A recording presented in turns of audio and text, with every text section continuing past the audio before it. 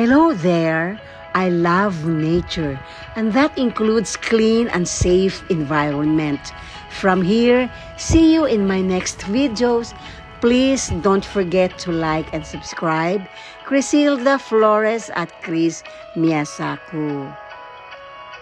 Here, I have decided na uuwi na kami ng aking mga apo. And last glance na nga ito sa mga cartoon characters or Disney characters na gustong-gusto nila.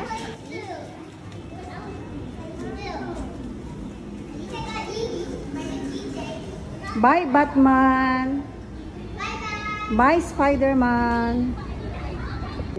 While on our way to the train station, ay may mga nadadaanan pa rin kami. At hindi nila mapigilang umupo at mag-pose gaya nito si Big Bear Kitara. Talagang nakuha niya ang pansin ng mga bata, especially Zumi na unang nakapansin.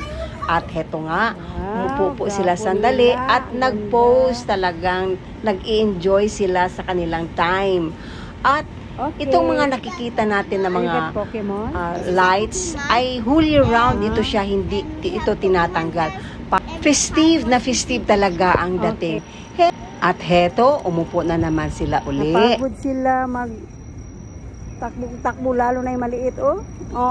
We're heading now to the train station, pero humihirit pa rin yung mga apo ko. Sabi niya, Mia, let's go somewhere else. Sabi ko naman, hindi, uuwi na tayo kasi you still have classes tomorrow. At bigla nang sumimangot yung kanilang mga mukha. Here, tumatawid na kami sa pedestrian lane, heading to the train station na talaga. Then bigla, nawala na naman si Ice. Nung hinahanap ko na siya, bigla na rin siyang sumagot sa ating likuran. I'm right behind you, Mia. Ito talagang si Ice, hyper na hyper. Kahit saan tumatakbo. Ayun, tanaw na namin yung train station. Talagang nag-enjoy ako kasama ang aking mga apo. Although mas lalo akong sasaya siguro pag kumpleto yung mga malalaking apo ko dito ngayon. Kahit merong isang napaka-hyper talaga.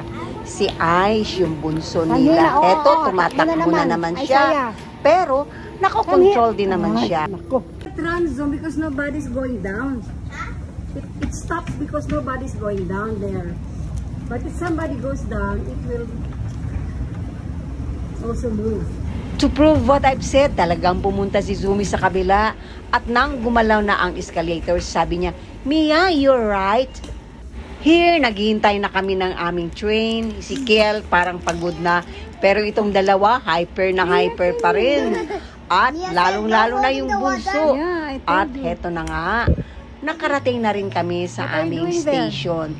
Hinihintay namin ang daddy nila para kami ay sunduin dito. Thank you for watching. Sana nag-enjoy din kayo kagaya ko.